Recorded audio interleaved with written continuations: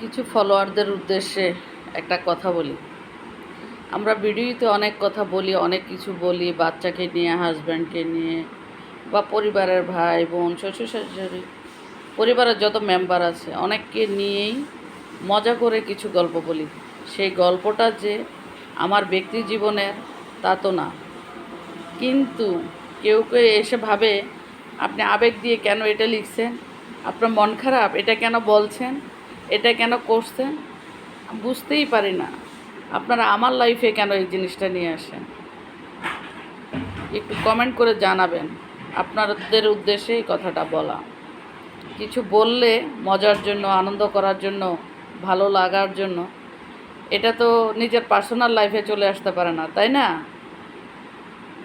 এমনটা কারোর ভিডিওতে গিয়ে না করা, না লেখার জন্য একটা রিকোয়েস্ট করব।